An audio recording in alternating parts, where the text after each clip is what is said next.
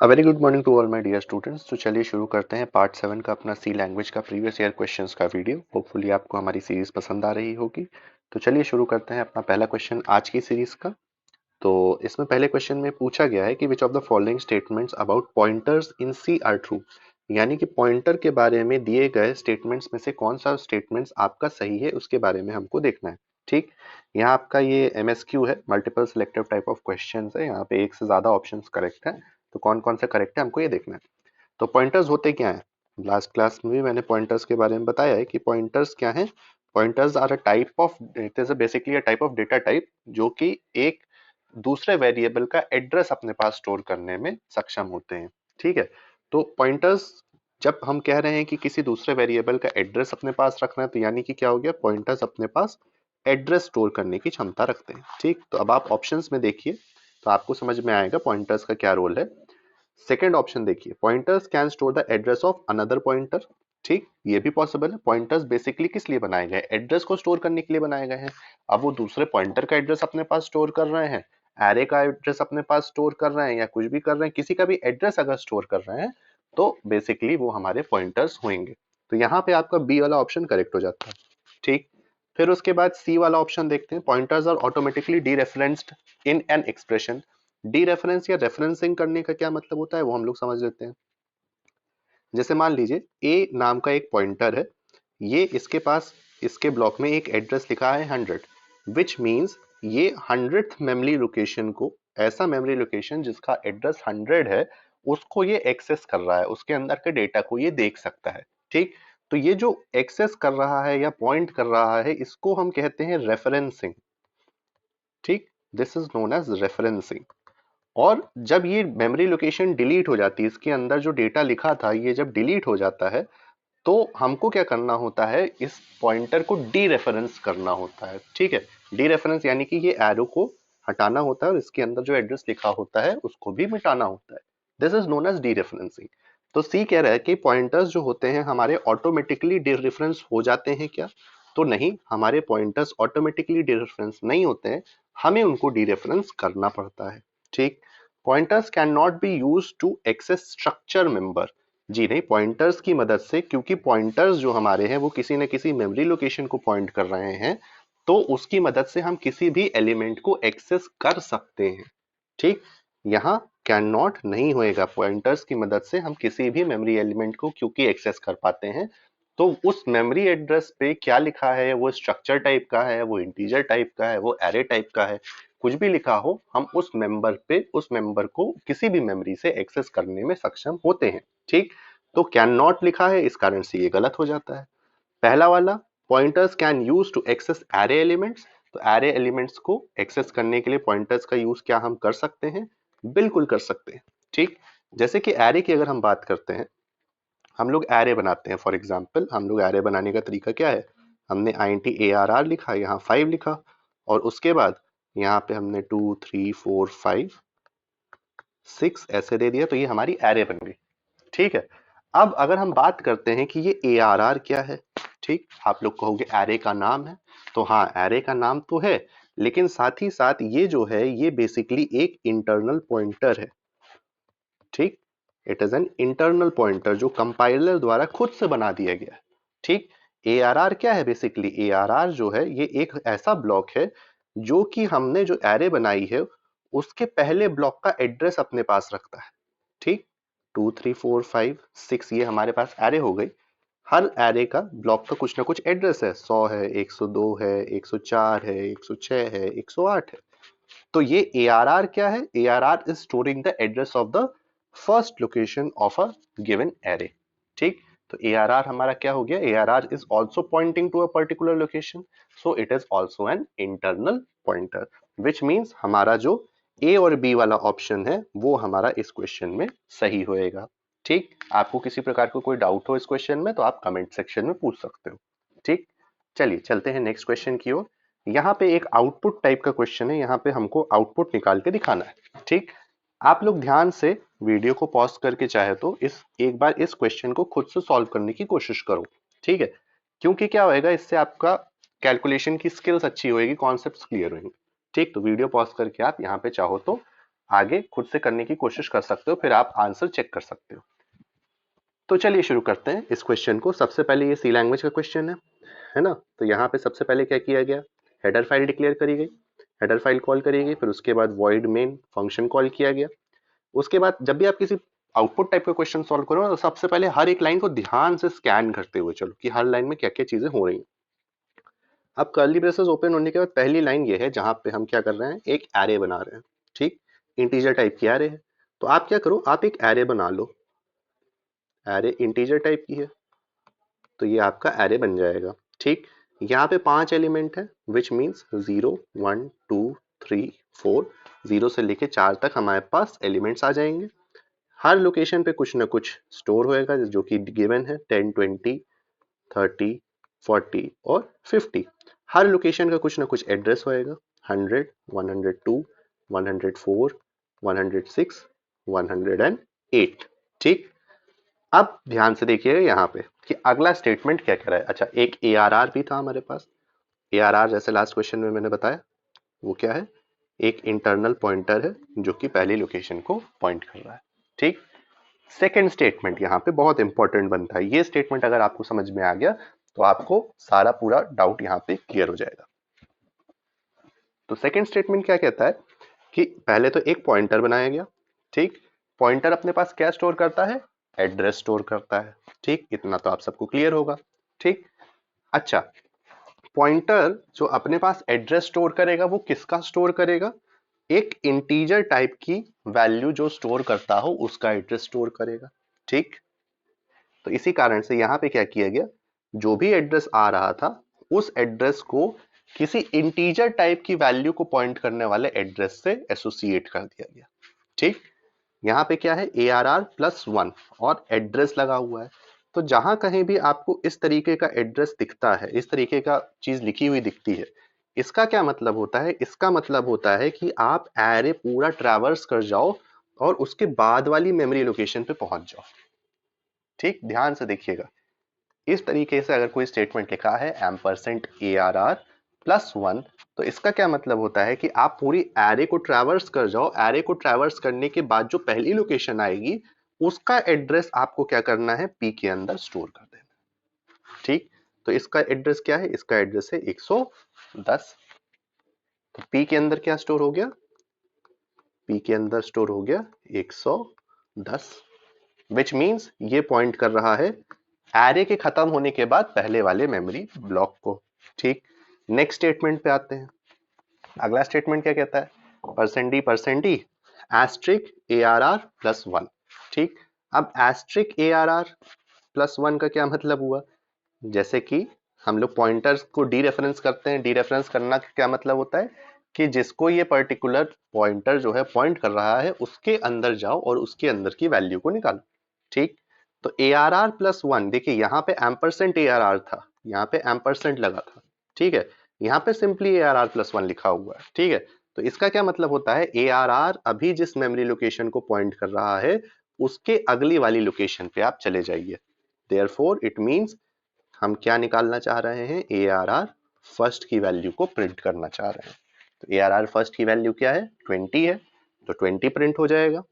ठीक, देन उसके बाद क्या कहा गया, उसके बाद कहा गया कि P-1 करिए। तो P-1 P 110 पे था। ठीक, तो P-1 जब हम करेंगे तो P क्या हो जाएगा, ये पिछले वाले को पॉइंट करने लगेगा विच मीन्स इसका एड्रेस 108 हो जाएगा। ठीक, तो P-1 और फिर आखिरी में यहाँ पे डी रेफरेंसिंग ऑपरेटर यानी पॉइंटर लगा, वो एस्ट्रिक लगा हुआ है। तो ये एस्ट्रिक क्या करेगा, 108वें मेमोरी ब्लॉक पे लेके जाएगा और उसके अंदर जो वैल्यू है उसको वो प्रिंट कराएगा। तो 20 और 50 जो है आपका यहाँ पे इस क्वेश्चन में प्रिंट हो जाएगा। ठीक, अगर इस क्वेश्चन में कोई समस्या हो तो आप कमेंट कर देना, मैं आपको दोबारा से एक्सप्लेन कर दूंगा। और इस तरीके के और भी हम लोग क्वेश्चंस कर लेंगे। इस तरीके के क्वेश्चंस बहुत इंपॉर्टेंट होते हैं। ठीक है, आपके बहुत अच्छे अच्छे एग्जाम्स में, जैसे नेट में, गेट में, ये नेट का ही क्वेश्चन है, यूजीसी नेट का क्वेश्चन है ये, प्रीवियस ईयर। ठीक है, तो इस तरीके के क्वेश्चंस आपके बहुत अच्छे अच्छे लेवल के हैं, ये सब एग्जाम्स में बड़े बड़े आते हैं। चलिए, हम लोग इसलिए हार्ड क्वेश्चंस आपको थोड़ा करवा रहे हैं कि आप लोग बाद में ये मत कहो कि आप लोग तो बहुत सिंपल सिंपल क्वेश्चंस करा दिए, एग्जाम में बहुत हार्ड क्वेश्चन आया था। तो ऐसा नहीं है, हम लोग यूजीसी नेट गेट सबके क्वेश्चंस प्रीवियस ईयर क्वेश्चंस लेके आ रहे हैं सो दैट एक अच्छा लेवल मेंटेन रहे आपको। ऐसा नहीं है कि बेसिक बेसिक चीजें केवल है, आपको अच्छी चीजें भी है, इसलिए हम लोग डिटेल में यहाँ पे ये वीडियो सीरीज बना रहे हैं। चलिए चलते हैं थर्ड वाले स्टेटमेंट पे। थर्ड क्वेश्चन क्या कहता है कि in what sequence of the initialization testing and execution of a body is done using do while loop. अब डू व्हाइल लूप क्या होता है? लूप हमने बताया था आपको तीन तरीके के होते हैं, अगर कैटेगराइज करें तो दो तरीके के होते हैं। एक एंट्री कंट्रोल लूप होता है, एक एग्जिट कंट्रोल लूप होता है। एंट्री कंट्रोल लूप क्या होता है? जिसमें कंडीशन जो हमारी होती है वो एंट्रेंस के दौरान चेक करी जाती है, यानी किसी भी कमरे के घुसते समय कंडीशन चेक करी जाती है। एग्जिट कंट्रोल लूप क्या होता है कि कंडीशन आपकी वहां से बाहर निकलते समय चेक करी जाती है। ठीक, तो डू व्हाइल एक प्रकार का एग्जिट कंट्रोल लूप है। ठीक, it is an exit control loop. तो यहाँ पे क्या होगा, कंडीशन आखिरी में चेक करी जाएगी। ठीक, तो यहाँ पे डी वाला जो ऑप्शन है आपको सिंपली दिख जाएगा कि ये काम सबसे आखिरी में होएगा। तो सबसे आखिरी में डी इसमें से कौन से ऑप्शन में है? ये वाले ऑप्शन में है, विच मींस ये वाला ऑप्शन आपका करेक्ट हो जाएगा। ठीक, सी यानी कि इनिशियलाइजेशन, लूप चलने के पहले इनिशियलाइज करनी पड़ती है वैल्यू। बी मतलब एग्जीक्यूशन ऑफ द बॉडी, और टेस्टिंग द कंडीशन लास्ट में आ जाएगा, तो सी बी डी इसका आंसर हो जाएगा। ये भी प्रीवियस ईयर यूजीसी नेट का क्वेश्चन है। ठीक है, चलिए नेक्स्ट क्वेश्चन देखते हैं। ये भी बहुत अच्छा, ये भी प्रीवियस ईयर यूजीसी नेट का क्वेश्चन है ना। चलिए इसको देख लेते हैं। यहाँ पे क्या कहा गया है, आई में एक वैल्यू इनिशियलाइज करी गई। आई की जो वैल्यू है अभी हमने इसके अंदर 3 डाल दिया। ठीक, अब यहाँ पे वाइल लूप चल रहा है। ठीक, वाइल लूप के साथ आई माइनस माइनस लगाया, माइनस माइनस आई के बाद लगाया, which means it is a post modifier, post decrement modifier है। ठीक है, यानी कि ये एक वैल्यू को डिक्रीमेंट करेगा। ठीक है, कब डिक्रीमेंट करेगा? यूज होने के बाद। तो इसका क्या मतलब हुआ कि यहाँ पे जो आपका वाइल के अंदर आई प्लस प्लस लिखा है, इसका फर्स्ट ऑफ जब पहली बार ये चलेगा तो इसका मतलब है 3 माइनस माइनस, विच मीन्स क्या है, अभी इसके पास 3 ही रहेगा, लेकिन आई की वैल्यू अगली बार के लिए 2 हो जाएगी। ठीक, तो 3 के लिए ये चला, यहाँ पे आई की वैल्यू 10 थी, यहाँ पे अब ये आई जो है ये दूसरा आई है। ठीक, this I is basically a new declaration inside the while loop. तो ये जो आई है ये आपका इसके अंदर ही चलेगा, इस ब्लॉक के अंदर ही चलेगा। ठीक, ऐसा नहीं है कि ऊपर वाले आई की वैल्यू चेंज हो जाएगी। तो ये वाइल लूप वाला आई है, वाइल लूप के अंदर बना हुआ। इसकी अभी वैल्यू क्या है? 10 है। इसकी वैल्यू को हमने माइनस माइनस कर दिया, तो ये वैल्यू 9 हो गई। ठीक, हमने वैल्यू को प्रिंट करा दिया, तो हमारा 9 जो है प्रिंट हो गया। ठीक, फिर से ऊपर गए। अब ये वाला जो आई था, यहाँ पे जो आई बना था, जैसा ही हम इसके बाहर निकल के वाइल लूप के यहाँ पे आए, वैसा ही ये वाला जो आई बना था ये आपका खत्म हो गया। लेकिन ये वाला जो आई था वो एग्जिस्ट कर रहा है अभी। ठीक, अब इसकी वैल्यू कितनी है? अब इसकी वैल्यू 2 माइनस माइनस है, विच मीन्स अभी हम क्या करेंगे, 2 लेंगे, लेकिन जैसा ही हम इस स्टेटमेंट के आगे बढ़ेंगे ये वैल्यू कट के 1 हो जाएगी। ठीक, तो अब अगली बार फिर से गया, फिर से आई बना, फिर से इसकी वैल्यू 10 थी, फिर यहाँ पे माइनस माइनस किया गया, ये 9 हुई और हमने इसको प्रिंट करा दिया, यानी कि एक और बार 9 प्रिंट हो गया। ठीक, फिर इसके बाद अब 2 माइनस माइनस थी, सॉरी, यहाँ पे आप हमने 2 माइनस माइनस किया था हम लोगों ने। ठीक, यानी कि अब वैल्यू आई की कितनी हो गई? 1 हो गई। ठीक, 1 माइनस माइनस है, it is not equals to 0। जब तक ये 0 नहीं हो जाएगी तब तक हमारा लूप चलता रहेगा। ठीक, क्योंकि 0 is considered to be false, non 0 is considered to be true. 1 minus minus है, विच मीन्स इट इज 1। हम जैसे ही लूप के अंदर गए वैसे ही ये वैल्यू 0 हो गई। ठीक, अब 10 की वैल्यू मतलब आई डिस्ट्रॉय हो गया था, फिर से 10 हो गया, अगले स्टेटमेंट में जाएंगे 9 हो जाएगा, और फिर से एक बार 9 आपका प्रिंट हो जाएगा। ठीक, अब ध्यान दीजिएगा यहाँ पे, अब जब दोबारा से हम वाइल लूप पे पहुंचे तो यहाँ पे जो वैल्यू थी आई की वो 0 है। ठीक, basically it is 0 minus minus. ठीक, हम कंसिडर क्या करेंगे, 0 करेंगे, और वाइल 0 जब हमने किया तो ये हमारी कंडीशन यहाँ पे फॉल्स हो गई, बट क्योंकि 0 माइनस माइनस था तो इसकी वैल्यू घट के एक और -1 हो जाएगी। ठीक, लूप चलेगा नहीं अब इस बार, और हम आगे आ जाएंगे लास्ट वाले स्टेटमेंट पे। ये आई की वैल्यू को प्रिंट करा रहा है। ये वाला आई कौन सा आई है? ये वाला आई जो इधर ये वाला बना था वो है, विच मीन्स यहाँ पे -1 प्रिंट हो जाएगा, और आपका थर्ड ऑप्शन जो है वो करेक्ट हो जाएगा। ठीक, नेक्स्ट क्वेश्चन पे चलते हैं। यहाँ पे पूछा गया है पॉइंटर को डिक्लेयर करने का सही तरीका कौन सा है। ठीक, चार ऑप्शन है आपके पास। अब आप पॉइंटर के बारे में जान गए हो तो आप देखते ही बता पाओगे कि ए ऑप्शन जो आपका है वो करेक्ट है। Coming on to the next question. Next question कहा जा रहा है कि कौन सा फंक्शन यूज किया जाता है मेमोरी एलोकेट करने के लिए। ठीक, डायनेमिक मेमोरी एलोकेशन का क्वेश्चन है। दो तरीके की मेमोरी एलोकेशन होते हैं, स्टैटिक होता है, डायनेमिक होता है। स्टैटिक में आपका साइज फिक्स होता है, जो आप एलोकेट करते हो बाद में उसको चेंज नहीं कर सकते। डायनेमिक में आप मेमोरी का साइज चेंज कर सकते हो। ठीक है, तो यहाँ बेसिकली मैलोक फंक्शन का यूज किया जाता है और कैलॉक फंक्शन का यूज किया जाता है। ठीक, मैलोक फंक्शन आपका लिंक स्टैक क्यू वगैरह के लिए यूज किया जाता है, ट्री ग्राफ के लिए भी यूज किया जाता है। वहीं कैलॉक फंक्शन जो आपका होता है ये एरे के डायनेमिक मेमोरी एलोकेशन में यूज किया जाता है। ठीक, नेक्स्ट क्वेश्चन है, अगर हम यहाँ पे फाइल हैंडलिंग का क्वेश्चन है सी में कि हमारा करेक्ट ऑर्डर क्या होगा फाइल हैंडलिंग का, तो इसमें भी आप सबसे पहले देख ही सकते हो। ठीक है, सबसे आखिरी में लिखा है क्लोज द फाइल। ठीक, यानी कि ए जो होगा वो सबसे लास्ट में होएगा। ठीक, फोर्थ नंबर पे ए आएगा। फिर उसके बाद लिखा है रीड फ्रॉम और राइट टू द फाइल। ठीक, ओपन द फाइल सबसे पहले होएगा, इतना तो आप जानते ही हो।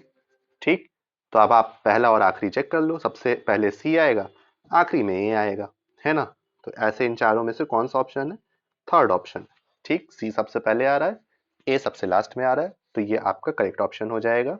ठीक, ओपन द फाइल करेंगे, फिर एरर के लिए चेक करेंगे, उसके बाद रीड राइट करेंगे और उसके बाद हम फाइल को क्लोज कर देंगे।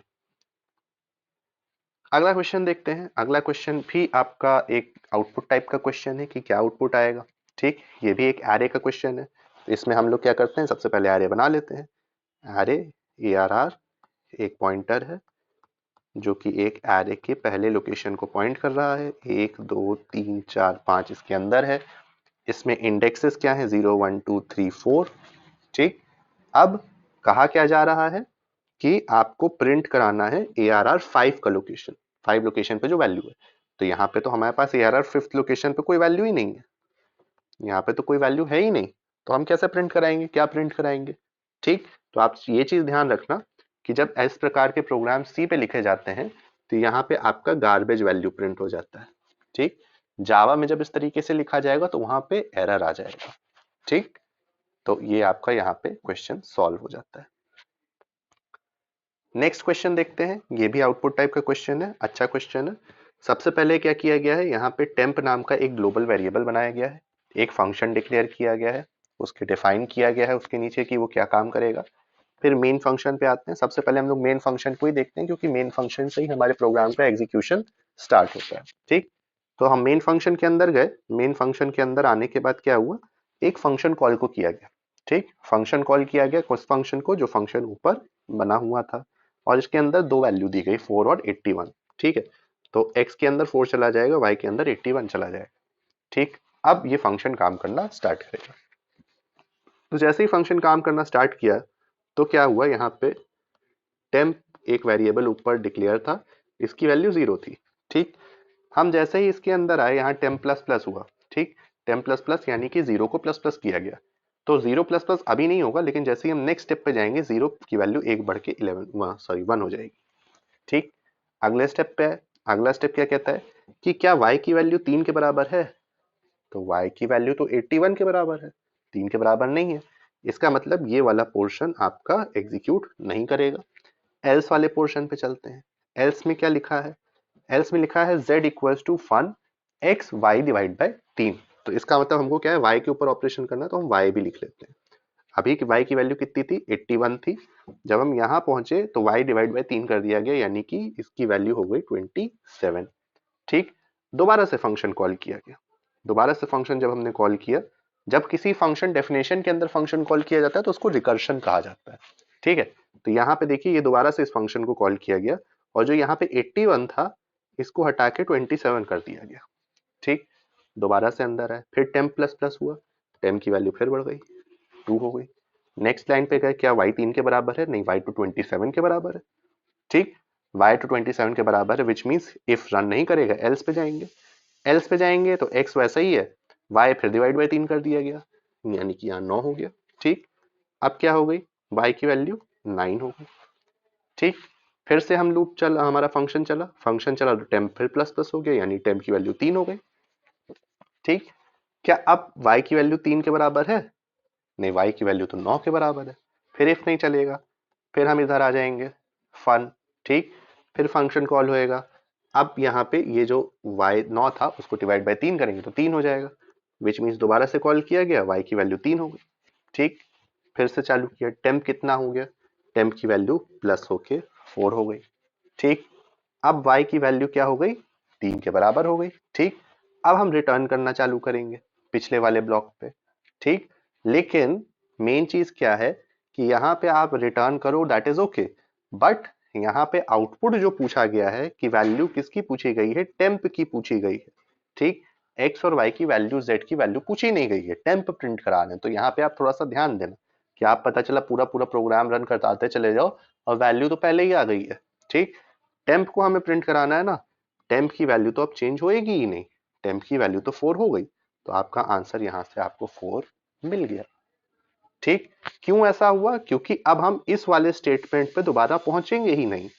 यहाँ पे जैसे ही हम इसके अंदर गए, अब ये रिटर्न करना चालू करा। रिटर्न कहाँ करेगा? इस वाले ब्लॉक पे बार बार। ठीक, तो ऊपर वाला ब्लॉक तो रन ही नहीं होएगा, तो ऊपर वाला रन नहीं होगा तो टेम्प 4 आपका प्रिंट हो जाएगा, तो 4 आपका आंसर है। फिर इसके बाद which of the following is the correct way to declare variable in C? Variable क्या होता है? Variable is a named memory location. Variable को डिक्लेयर करने का क्या तरीका है? तो वेरिएबल हमेशा आप ध्यान रखना, जब भी आप डिक्लेयर करते हो तो स्टार्टिंग या तो अल्फाबेट से होएगी या तो अंडरस्कोर से होएगी। ठीक, और उसके अंदर कोई भी प्रकार के स्पेशल सिंबल्स नहीं आएंगे। ठीक, यहाँ पे देखिए नंबर से चालू हो रहा है, यहाँ स्पेशल सिंबल आ रहा है, यहाँ भी स्पेशल सिंबल आ रहा है, तो ये तीनों आपके गलत हो गए, ए आपका सही हो गया। ठीक, तो ये था आज का हमारा वीडियो। होपफुली आपको अच्छा लगा होगा। किसी प्रकार का कोई डाउट हो तो आप हमसे कमेंट सेक्शन में पूछ सकते हो, हम लोग उस प्रकार के अच्छे क्वेश्चंस आपके लिए और लेके आएंगे।